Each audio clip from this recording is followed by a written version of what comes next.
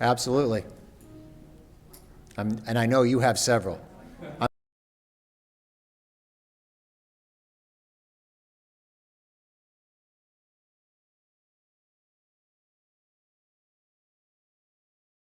For you.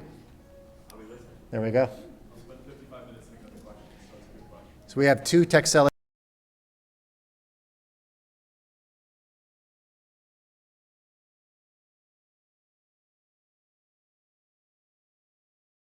Thank you so much for participating with us this morning. I'm Don Webster. I'm the Executive Director of TechBridge. And I just want to say I'm grateful for your participation. I know how busy everyone is. But this is breakout session 2. And this is my friend Jerry Lisman. And he's going to talk about let's talk pricing. And pricing is complicated. So let's get into it. Jerry Lisman is the Chief Executive Officer of Lisman Holdings, an operating company with investments and interests in online retailing, medical products, scientific education products, and patent monetization. What is that? You have to talk about that. In addition to Lisman Holdings, Jerry works with startup and early stage companies in developing their channel and pricing strategies, along with their packaging and logistics plans. Mentoring high school students on entrepreneurship and business opportunities are one of the many ways Jerry gives back to the community. He is also a former executive business mentor at the Alan P. Kirby Center for Free Enterprise and Entrepreneurship at Wilkes University. And I am proud to say the 2020 TechBridge McNally Mentor of the Year. Jerry is presently the board treasurer and governing board member of Big Brothers and Big Sisters of Northeastern Pennsylvania. Please welcome Jerry Lisman.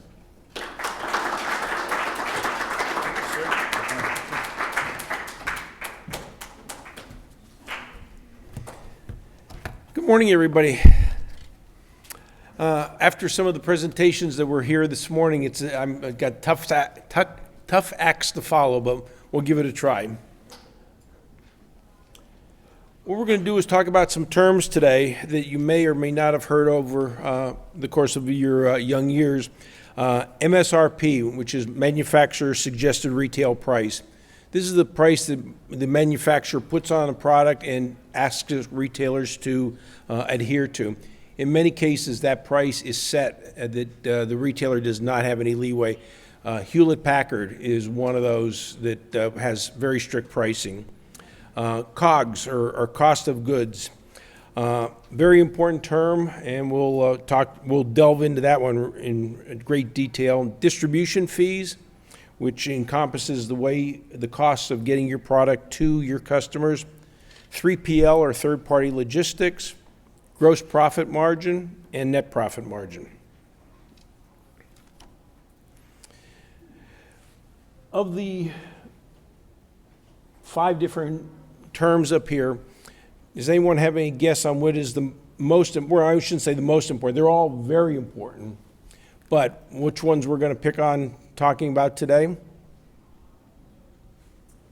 Gross profit margin. Okay, that's in the back there. Cost of goods sold. I'll add net profit margin. Okay. Well, we got some of the hit the margin. COGS of goods, cost of goods, and MSRP. All the other comments were spot on because they're all important. But unfortunately, we only have a half hour to talk about a topic that probably takes days or weeks to really go through. Who or what determines the MSRP? As I mentioned earlier, HP, Epson, they have very strict MSRPs. But in most products you see sold on the internet, in stores,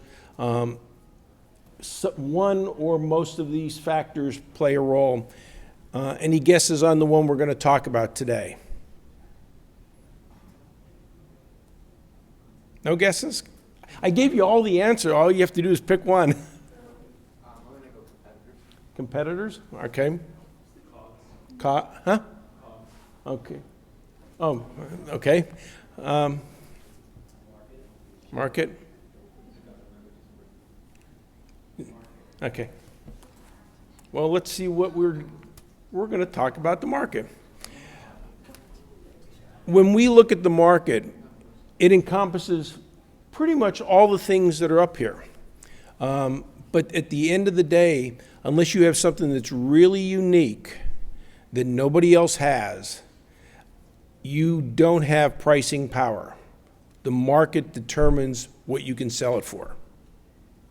So we used to talk about, what price is the right price, and the right price is what customers will pay for it. And we're going to talk about and really get into how you go to market is important, and understanding those channels to get to the market are so important and can mean the difference between being successful and not being successful. What's the right MSRP? For this, today we're going to establish the cost of goods as $2. When we talk about cost of goods, we talk about a product, the cost of the product to get it on the shelf in your warehouse distribution center, if you're a retailer on your shelf. This is one of our products. It's a medical product. We don't manufacture it, but we assemble it. So our cost of goods, to determine our cost of goods, includes the parts that are in the box, screw, 2 pieces of plastic, the cost of assembling that product, the cost of the box, and that becomes our cost of goods. Some of these we make up in case packs, so we add the cost of the master carton to the cost of goods to determine what the cost of goods is. For our exercise today, we're going to establish a $2 cost of goods for discussion purposes. But what do you think the right price for the cost of good, or the MSRP, should be for an item that's $2? And you've got the answers there. We just have to pick the ones. Let's see who. Yes. Six? Okay. $5? $8? Yeah, I was gonna say 8. Okay. That tells you everything you need to know. Yeah. Those many Yeah, answers yeah. tell you everything you Yeah. need to know. 10? You've heard my pitch before. What we're going to talk about is $6 and $10. Some people would say, why is a $2 item cost $10 at retail? It's a great margin. It's $8. But as you'll see as we go through the channels of distribution, some of these numbers will and will not work depending on how you get your product to the customer.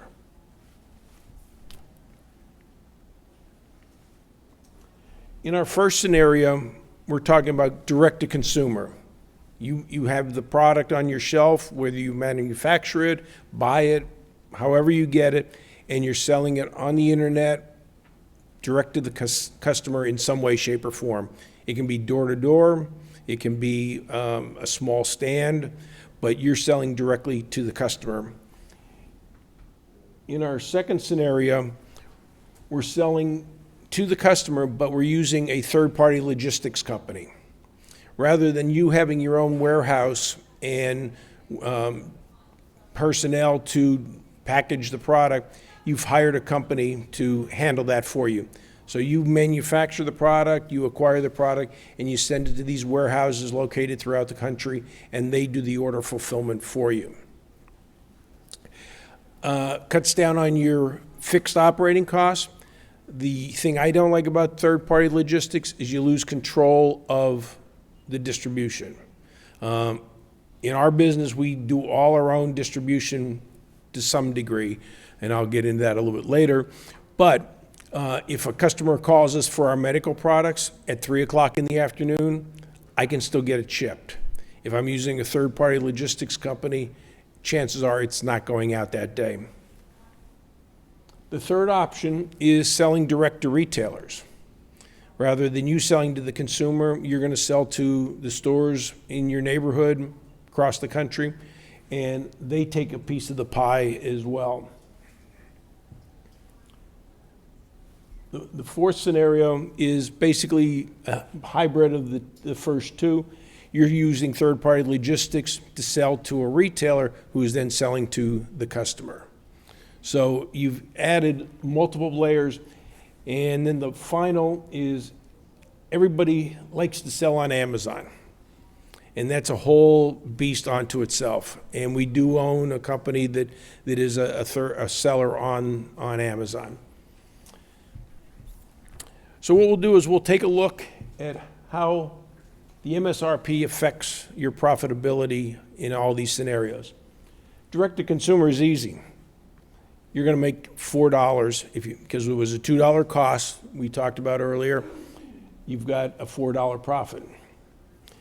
When you move to third-party logistics, your profit drops because generally a third-party logistics company charges anywhere between $2 and $3 to process an order, plus some other added fees and storage. We just picked that number out of some costs that we use when we're doing third-party logistics for other people.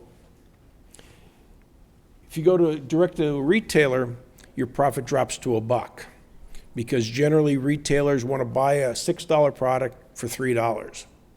So that leaves you $1 after. In the fourth scenario, where you're paying a logistics company to fulfill your orders, the store is still paying the $3 to the host or to us, and we have to pay the logistics company $2.50. So you're losing money on every sale. And finally, on Amazon, you're making 46 cents on a $6 item that costs you $2.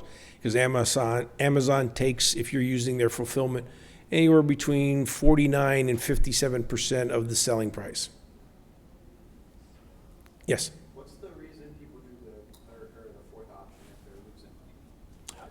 Well, Is that just an example? that's just an example. That's. I'm sorry. Why would somebody use the fourth option if you're losing money? This is to show how important your selling price is in relation to your cost of goods. Because a lot of times when I do consulting, if I say to somebody, oh, you're not making enough money, you see how the scenarios. The big challenge that we run into when we do consulting work is companies start out thinking they're going to be a direct-to-consumer. So they price it at a direct-to-consumer price. And making $4, I'll take that all day long. But as you grow your business, other things happen. Corey, in the last presentation, she is direct-to-consumer. She wants to get into retail.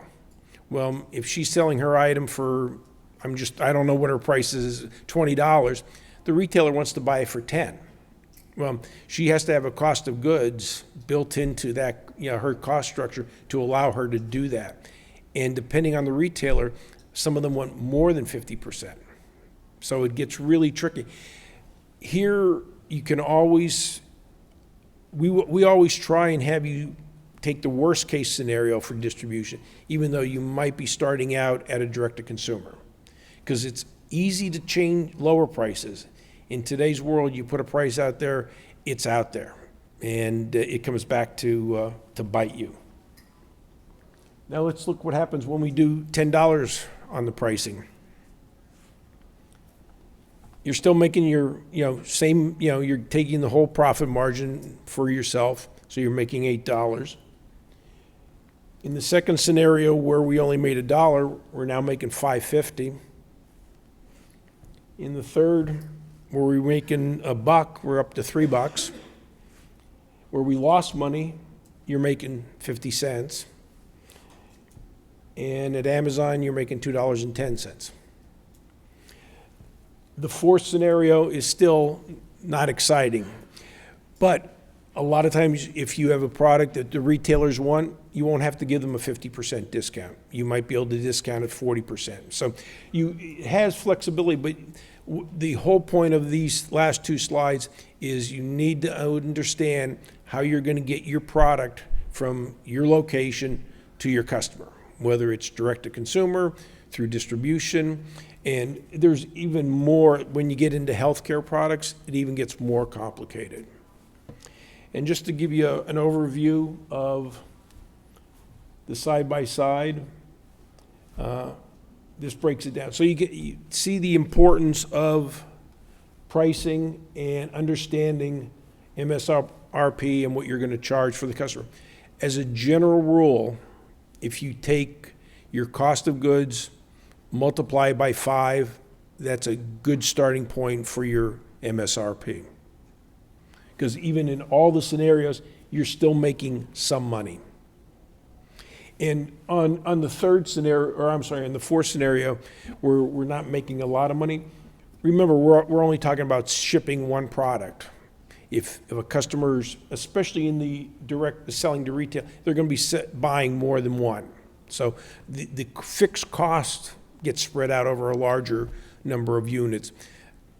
When you start getting into those kind of numbers, you got spreadsheets on top of spreadsheets. So I tried to keep it as simple as I could in order to make it understandable and somewhat easy.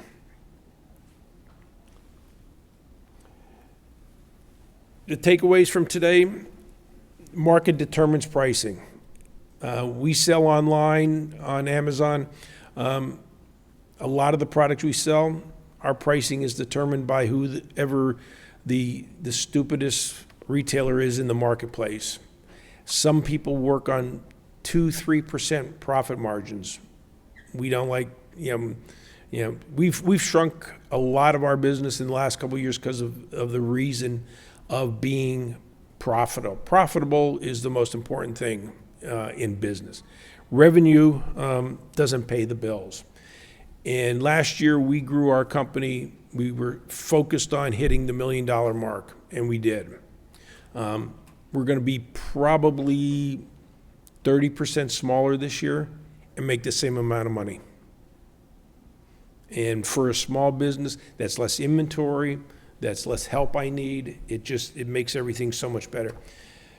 Knowing your cost of goods, as you can see, is so important. It's the foundation of what you build your business on.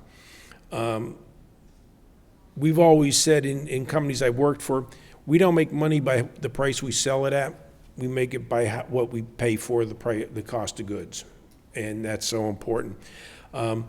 When you're getting into a market that other people are in, the price is set by them, unless you have a better mousetrap, a better feature of the product. So you have to understand getting your cost of goods is right. And it doesn't always have to be for your first production run. We right now we're selling some new products in the organizational space. We're making very low margins because we're flying the stuff in from China. But we know that if they're successful, when we bring them in container loads, there's a lot of margin there for us to make. Understanding how you're going to get your products, the road to your customer, because on these slides, I look at them. Everybody who's in between you and your customer it's sort of like the tolls on the Pennsylvania Turnpike. You pay as you go, and that's what happens here. If you're direct to consumer, you don't pay any tolls. After that, somebody's got their hand in your pocket taking money out of the gross profit. And as I said earlier, revenue doesn't pay the bills, but profits do. And that's it for my quick discussion on pricing. I will mention the high school business plan competition. It's a great opportunity if you're interested in business. There's mentors in part of TechBridge that will help you get to the finish line. I'm one of those, and I know Mr. Webster has other folks that are more than happy to speak to you and see if we can get you involved in the business plan competition for 2024. And with that, questions? I'm going to just actually stay with you in the back for a second. You were saying on that summary slide, if you put it back up, You mentioned, you said something, Jerry, to the effect of you don't make your money on the price, you make it on the cost of goods sold. Could you dig into that a little bit and explain that a little bit more? Because that's a really, that's like a golden nugget, but you sort of blew through that a little bit. Well, I mean, it's because it's something that I've been ingrained for 40 years, so it's sort of second nature. Unless you have something that's really unique in the marketplace, you're competing with people that are already out there.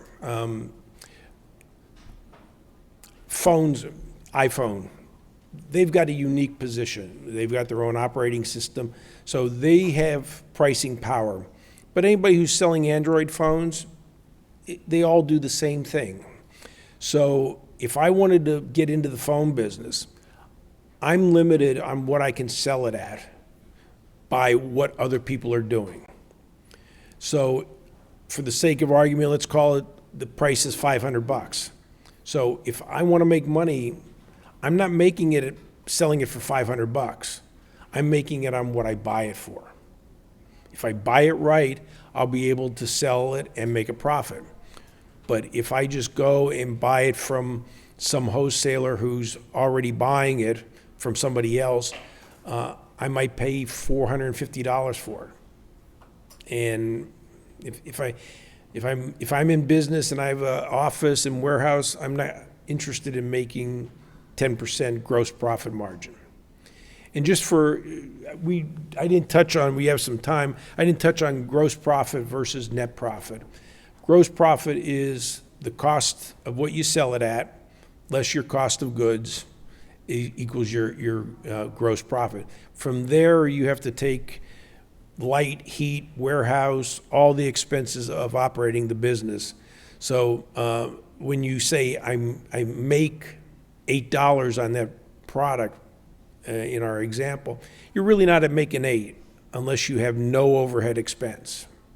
But you've got a cost of website, you've got shipping, and you get all kind of things that take into the cost of goods or expenses that will lower that to a net margin of probably, in round numbers, probably about $5 on an $8 item. It usually the runner warehouse runs between 20 and 28% of your selling price. Thank you, Jerry. That was great. As a startup, how do you go about pricing a software application? What factors do you look into? That's totally out of my Skill sets. The way I've mentored people in that space is take the total cost of your development, figure out what your life for that software would be, whether it's going to have 18 months or 2 years, figure what you can price it, or I'm sorry, what the number of units you can sell, and divide it.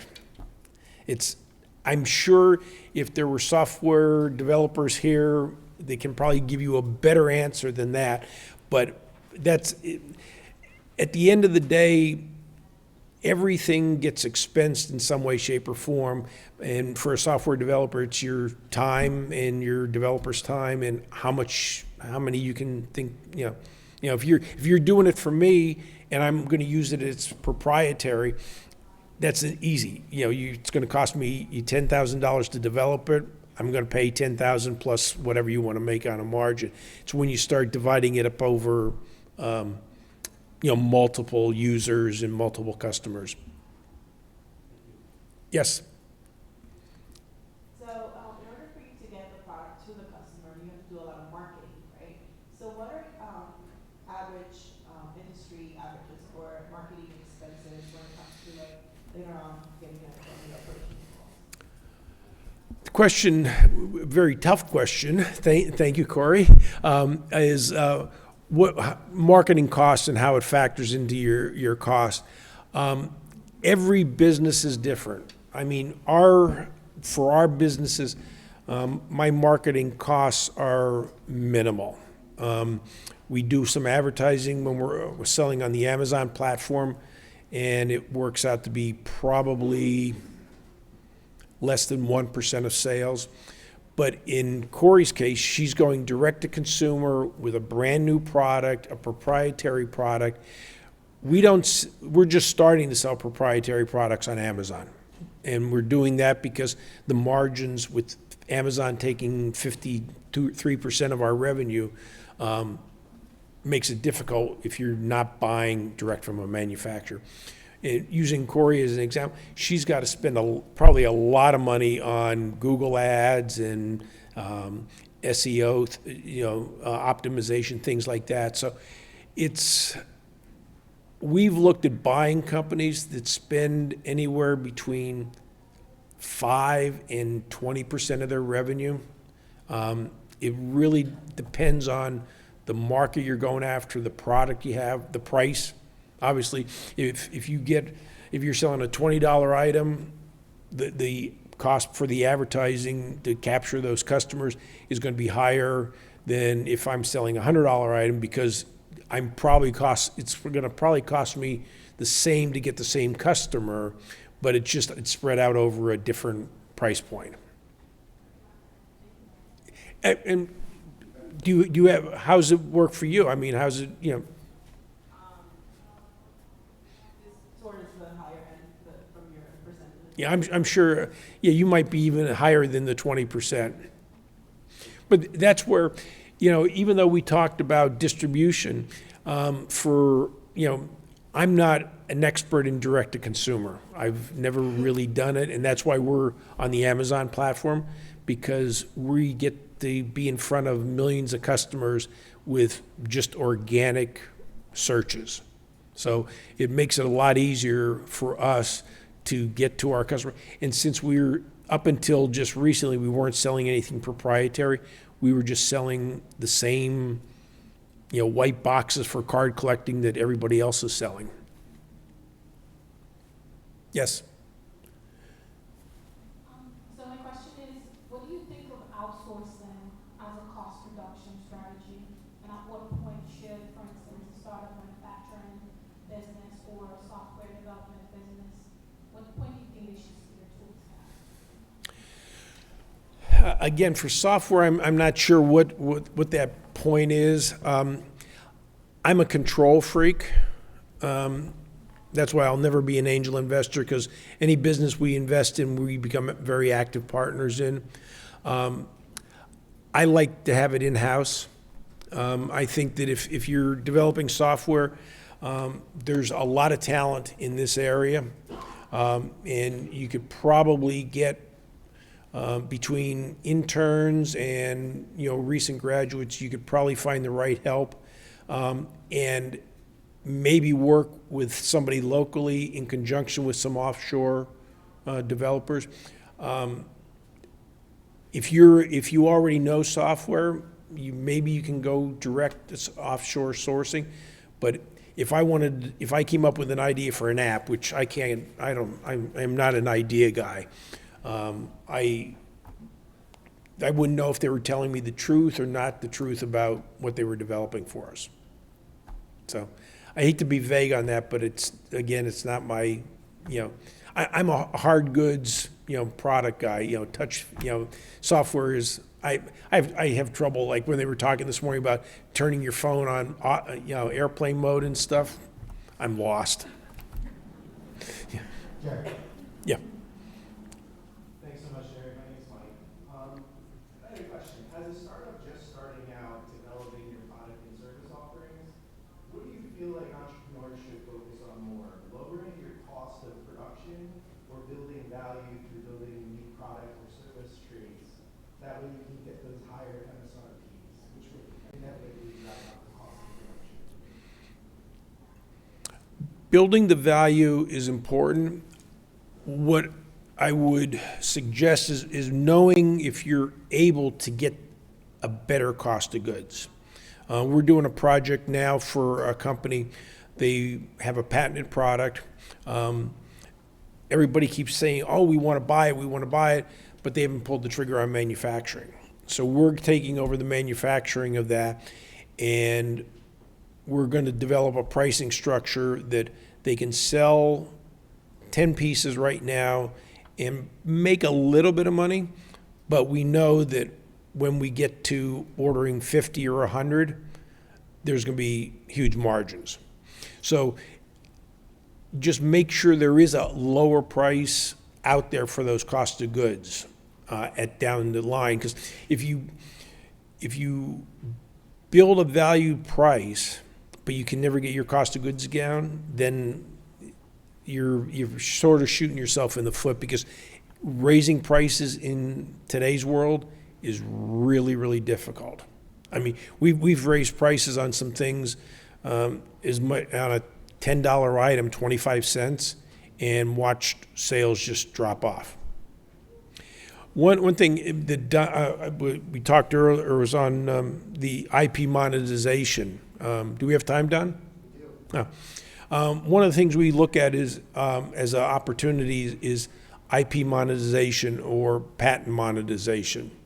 A lot of times people will get patents and never be able to make a dime off them. I met a lady several years ago at a conference. She had 95 patents, which even if you do the patent application yourself and pay the fees involved, you're talking a lot of money tied up. She never sold a single one. We recently are in the process, we're in the process of licensing 2 patents out of the Scranton University, one for a arterial demonstration device, one for a cardiovascular model. The professor's my partner in both those companies. And then last year, I funded an idea that was developed by a young lady in Hazleton for her product that hopefully in the next week or so we'll have the final patent, utility patent. Jerry, would you do me a favor? Would you put that distribution slide back up? So look, I think the clear message from your presentation is this is hard. So what happens when you make a mistake? How do you recover if for whatever reason your price is too high or too low? How do you fix it? If it's too high, it's easy. You know, you just lower the price, and hopefully, and knowing what your cost of goods is will help determine how low you can go. Raising prices is tough. And again, it depends on the market you're selling into and what your competitors are doing. If you've got a better mousetrap, how do you convey that to a customer online? And it's really difficult if you've got a better mousetrap and you're selling on Amazon, because they limit on what you can say, what you can do. So I think that it's always easier to lower prices. Going back to our examples of our organizational supplies that we're bringing in, we just introduced 8 new products and we priced it really high, and we sold none. We lowered the price by 10%, and they're starting to sell. Next week, we're lowering it further for Black Friday and Cyber Monday, and then we'll know our sweet spot, hopefully, you know, on what the right price will be for the product. So thank you for that. Can we stay with that for a second? Sure. So do you have tips and tricks around how to communicate a pricing change? We don't, because with Amazon, it's just strictly you change it online. What we do is, instead of just lowering the price initially, we'll show it as a savings discount sale.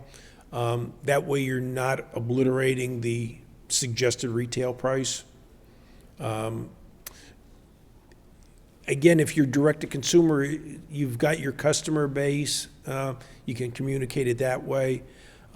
It's the problem with pricing today. When I started in the business, you could do things real easily. Now, once a price gets out there, it's floating somewhere. And you know, we had a case where we were going to make an acquisition of a company, and they had a product, and they just kept improving it, but they never changed the UPC code on it or the name on the product. And previous owners liquidated that the old inventory, and we went to QVC to sell them the new improved version. And the first thing they do is look at what's out on the market, and all they saw was the same name product with the same UPC code at like $9, and I'm trying to sell them the new improved version for $39. So little mistakes like that can really mess you up. The guy who we were going to buy the company from, he ended up going bankrupt because he couldn't sell his new improved version because of all that junk that was floating around out there. So listen, the final question, Jerry. So pricing's hard. I think you've kind of demonstrated that. This picture is worth 1,000 words. If somebody wants to talk to you more about their particular situation, how do they get hold of you? You can email me at jlisman@lismanholdings.com. On our website, lismanholdings.com, there's a link for a contact us, and along with our phone numbers. So, always like to talk pricing. Okay, so how about giving it up for Jerry Lisman? Thank you.